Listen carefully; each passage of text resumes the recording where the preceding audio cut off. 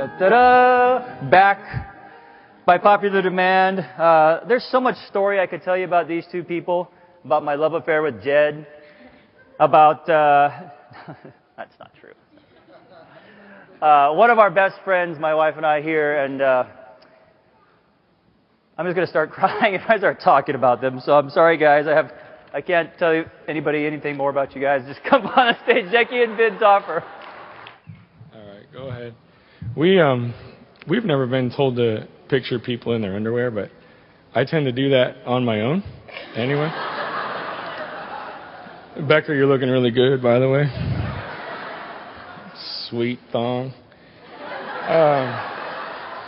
None of that scripted. She's going to be really ticked off at me because we're already going to be past the first slide. Anyway. It's Shift Happens, and wow, that is dark, but that's us.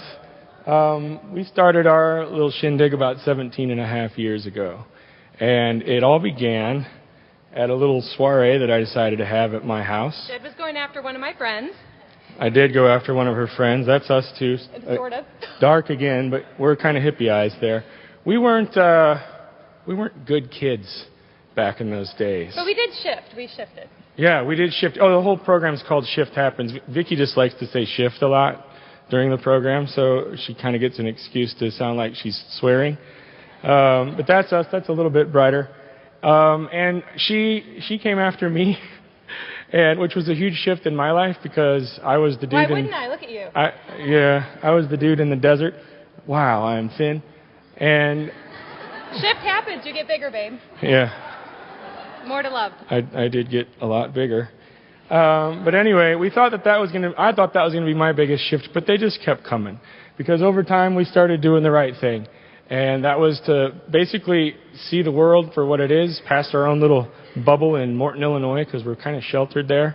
And we started doing like missions trips and going to see how people lived outside of our little bubble. And really thinking about other people besides ourselves. And that led to us becoming married. Big shift. Lots of shift involved with marriage. Yeah, for those of you that are married or have been married, there's all kinds of shift to deal with. That's my excuse to say something that sounds profane. But yeah, I mean, we didn't know what we were getting into, and right after that, we did something else that we didn't know what we were getting into, which is... It wasn't crazy enough with marriage. Let's, make life more complicated with the business. Well, we decided to start a little photo business, and it kind of exploded on us, and we figured out very fast that starting a business is really, really easy. Running a business, very difficult. Not so much, yeah. So we did the little local pumpkin festival things, and we started going to things like WPPI and various organizations, and someone saw us. I think it was Michael Taylor saw us and saw a video, and our life shifted, and we started traveling and speaking and teaching, which gave us a new perspective again. Yeah, we saw other parts of the world once again outside of our bubble with that big shift, and it really opened our eyes to what else was out there. Now this is going to lead to our little intermission. Always has to have pie charts. I had to throw some pie charts in there again this year. My favorite, right down there at the right. I wanted to have this slide up for the rest of the time. And then we're going to shift from that. But we wanted to talk about Nepal as well. Some of you might know what we've gone through in the last 7 to 8 months, and actually 3 years, but 7 to 8 months in particular. We decided several years ago to adopt a baby from Nepal. We were told it would take a year and a half maybe. That was 3 years ago. That was 3 years ago. And a lot of questions we get, why Nepal? In Nepal, 1 out of 28 people is an orphan. One of the poorest countries in the world. And it's by far one of the poorest, most poverty-stricken countries in the world. And so that really spoke to us, so we decided to go with Nepal. Well, so in August, we traveled to Nepal for 1 month. Well, 3 weeks. They told us 3 weeks. And the biggest shift in our life, I became a mom, Jed became a dad, but then we were told we couldn't go home with her. So I could have been up there for up to 2 years and just got home a couple weeks ago. Yeah.